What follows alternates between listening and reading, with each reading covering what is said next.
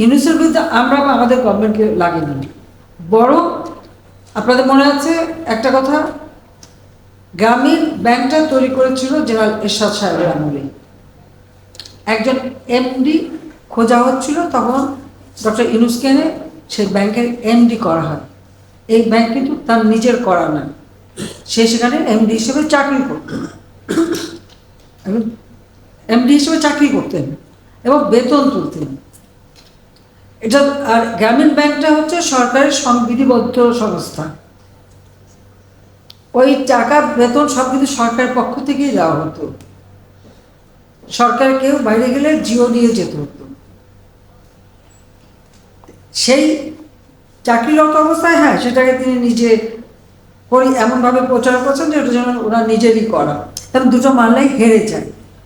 কারণ হেরে যায় এই কারণে যে সেখানে কিন্তু মামলা কিন্তু কখনো সরকার করেনি, আর এখনো তার বিরুদ্ধে যে মামলা এটা কিন্তু সরকার করেনি। গ্রামীণ ফোনের ব্যবসাটা আমি তাকে দিয়েছিলাম, এটাও মনে রাখা উচিত। গ্রামীণ ফোনের ব্যবসাটা তাকে আমি দিয়েছিলাম, কারণ গ্রামীণ ব্যাংক তার আমলে প্রায় ক্লাবস করে যাচ্ছিল। তখন আমার সরকার, আমি নিজে প্রথমে 100 কোটি টাকা, এরপরে 200 কোটি টাকা, তারপরে আরও 100 কোটি টাকা, এই 400 কোটি টাকা গ্রামীণ ব্যাংকে আমরা সরকারের পক্ষ দিয়ে ব্যাংকটাকে চালু রাখতে তাকে সহায়তা করি। তখন উনি প্রস্তাব দেন যে এই গ্রামীণ ফোন একটা ফোনের ব্যবসাটা পেলে এর যে প্রফিটটা হবে সেটা গ্রামীণ ব্যাংকে জমা হবে এবং সেটা দিয়ে ব্যাংক চলবে। তাকে জিজ্ঞেস করা উচিত আজ পর্যন্ত ওই গ্রামীণ ফোনের একটি টাকাও গ্রামীণ ব্যাংককে দেওয়া হয়েছে কিনা, দেওয়া কিন্তু হয়নি। শুধু এখানেই না, গ্রামীণ ব্যাংকের জন্য অনেক বিদেশ থেকে অনেক সময় অনেক অনুদান এসেছে, তার কয়টা টাকা গ্রামীণ ব্যাংকে গেছে, প্রতিটি সময় ওটা দিয়ে নতুন একটা ব্যবসা খুলে নিয়েছে, ব্যবসা করেছে, কিন্তু কোনো ট্যাক্স নেয়নি। এবং সে যে ট্যাক্স ফাঁকি দিয়েছে এটা তো তার নিজেই প্রমাণ করেছেন, কারণ তার বিরুদ্ধে যখনই মামলা হয়েছে, এটা বিদেশের নিয়ম আছে, যখনই মামলা হয়েছে তখন তিনি কিছু টাকা শোধ দিয়ে বসে আছে। তো যখনই কিছু টাকা শোধ দিল তো প্রমাণ হয়ে গেল যে সে ট্যাক্স ফাঁকি দেয়। এমনকি ওই টেলিনর মানে গ্রামীণ ফোন, সেখান থেকেও কয়েক দফা তার কাছ থেকে এভাবে টাকা আদায় করা হয়েছে। আর লেবারদের যে ওয়েলফেয়ার ফান্ডের টাকা দেয়নি 2006 সাল থেকে একটি পয়সাও দেয়নি, তখন লেবাররা মামলা করছে, মামলা কিন্তু সরকার করেনি। লেবার কোর্টে মামলা করছে, সেই মামলায় সে শাস্তি পেয়েছে। এখানে আমার কি দোষ? বরং আজকে তিনি যে উঠেছেন সেখানে সবথেকে বেশি সহযোগিতা তো আমি করেছিলাম। তার micro credit summit, micro credit internationally খুব গ্রহণযোগ্য ছিল না, তো আমি কো চেয়ার হিসেবে অংশগ্রহণ করি, জাতিসংঘে প্রস্তাব আনি এবং আমি সবাইকে বুঝাই, কারণ আমি ভাবতাম যে এটার মধ্যে খুব ভালো মানুষের খুব দারিদ্র্যমুক্ত করে, কিন্তু ধীরে ধীরে পরবর্তীতে আমি দেখলাম যে এটা দারিদ্র্যমুক্ত না, এটা দারিদ্র লালন পালন করে। আর ওই গরিব মানুষগুলি দিন রাত কাজ করার পর যে উচ্চ হারে সুদ দিতে হয়, প্রথম সুদ সেটা যখন দিতে পারে না তখন আরেকটা লোন দিয়ে ওই আগের লোন পূরণ করে তারপরে তাকে সে মানে আবার সে দ্বিগুণ সুদের হার পড়লে করতে করতে প্রায় 40-45 ভাগ সুদ দিতে হতো তাদেরকে। অনেকে এমনকি যশোরে যে একটা এলাকায় হিলারি ক্লিন্টনকে নিয়ে যে সমস্ত পরিবারকে মাইক্রো ক্রেডিট দিয়েছিল, সে পরিবারগুলি কোথায় এখন? খোঁজ করেন। জমি জমা সব বেঁচে দিয়ে ওখান থেকে তারা পালিয়ে যেতে বাধ্য হয়, অনেকে আত্মহত্যা করেছে এই সুদের চাপে। আমি তাকে টাকা দিয়ে বলছিলাম যে এত সুদ না নিয়ে তারা যেন একটু সহনশীল করে দেয় মানুষকে, একটু মানুষ সত্যিকার যেন দারিদ্র থেকে উঠে আসতে পারে। এতই যদি করে থাকে যে দারিদ্র বিমোচন হলো না কেন বাংলাদেশে? দারিদ্র বিমোচন করলাম তো আমি। আজকে 41.6 থেকে নামিয়ে আমি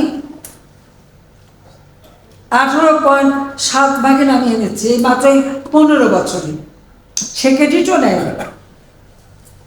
সেটাও কেউ কোনো কোনো ওরকম আপনার আন্তর্জাতিক সংস্থা লিখে ফেলে, এটা ওই গ্রামীণ ব্যাংক ব্রাক অমুক সমক করে ফেলেছে।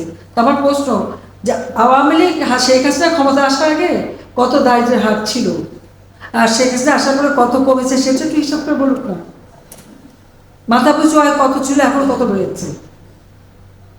গৃহহীন ভূমিহীন মানুষের সংখ্যা কত ছিল আর এখন কত বেড়েছে, সেটা লিখুন। আবার লিখেছে নাকি নোবেল প্রাইজের জন্য নাকি তার সাথে আমার সাথে কারো দ্বন্দ্ব নেই, আর আমি জীবনেও নোবেল প্রাইজের জন্য আমার কোনো আকাঙ্ক্ষাও নেই, কারণ আমার লবিস টাকার মতো টাকাও নেই, পয়সাও নেই, আর আমি কখনো ওটা চাইনি। হ্যাঁ, পার্বত্য চাও শান্তি চুক্তি হওয়ার পরে শুধু আমার দেশ না, দেশে বিদেশে অনেক নোবেল আমার জন্য লিখেছে। কই আমি তো কখনো তদবির করতে যাইনি, কারোর কাছে বলতেও যাইনি।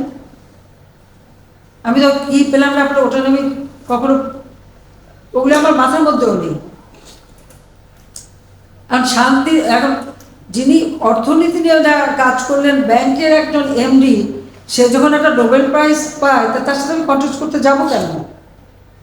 পার্বত্য চট্টগ্রাম শান্তি চুক্তি আমি করেছি। পৃথিবীতে যত শান্তি চুক্তি হয়েছে খুঁজে বের করে, শান্তি চুক্তি হয়েছে কয়টা অস্ত্রধারী আত্মসমর্পণ করেছে? আমি পার্বত্য চট্টগ্রামে শুধু শান্তি চুক্তি করিনি, 1800 জন তাদের অস্ত্রধারী ক্যাডার, তারা আমার কাছে অস্ত্র সারেন্ডার করেছে। আমি তাদের সকলকে সামাজিকভাবে আর্থিকভাবে পুনর্বাসন করেছি। 64,000 শরণার্থী ছিল ভারতে, আমি সকলকে ফিরিয়ে এনেছি, তাদেরকে আমি প্রতিষ্ঠিত করেছি। পার্বত্য চট্টগ্রামে শান্তি প্রতিষ্ঠা করার ফলে আজকে সেখানে ব্যাপক উন্নয়ন হয়েছে। এর আগে কি অবস্থা ছিল? শেখ হাসিনা ক্ষমতা আসার আগে পার্বত্য চট্টগ্রামে কতজন যেতে পারতেন? এখানে যদি কেউ বিদেশে যদি আমার নামে প্রস্তাব দেয়, আমরা তো ছুটে যাইনি তাদের কাছে। আমার কাছে অনেকে আসছে, আমার সমস্ত পুরস্কারের দরকার নেই। আর এই পুরস্কার আমি দেখেছি এটা আন্তর্জাতিকভাবে যারা পায়, এখানে কোনো তাদের কতটুকু অবদান সেটা নয়, এখানে আলাদা একটা রাজনৈতিক একটা উদ্দেশ্য থাকে, কাজে ওর মধ্যে আমার কোনো আকাঙ্ক্ষা নেই। আর বলে দিল যে ওটা নিয়ে নাকি ওনাকে মানে জেলাসি বা ওনাকে ওনার উপরে মামলা করছে তার লেবাররা, এবং প্রত্যেক এলাকায় লেবাররা যখন তাদের দাবি পেশ করেছে, দাবি পেশ করার সাথে সাথে তাদের প্রমোশন হয়েছে, তাদেরকে তখন রাজনৈতিক দল করতে গেল। তাহলে ব্যর্থ হলো কেন? রাজনৈতিক দল করতে পারলো না কেন? সে যদি গ্রামের মানুষকে এত কিছু দিয়ে থাকে, তো সেই মানুষগুলো তো তার জন্য ঝাঁপিয়ে আসবে না? আসেনি কেন? কারণ সুদের চাপে তারা মৃতপ্রায় ছিল, অসুস্থ, তারা সেই জন্য তাকে কেউ সাড়া দেয়নি, সেখানে সে ব্যর্থ হয়েছে। তো সে দায়িত্ব কি আমার? আমি তো এখন জেলে। আমাকে অ্যারেস্ট করার পরে তিনি তো ক্যাটকার সরকার, এবং কোনো কমেন্ট করতে চাই না, তবে একটা প্রশ্ন তাদেরকে করতে পারেন যে আমেরিকা হোক, ইউরোপ হোক, যে কোনো দেশে কেউ যদি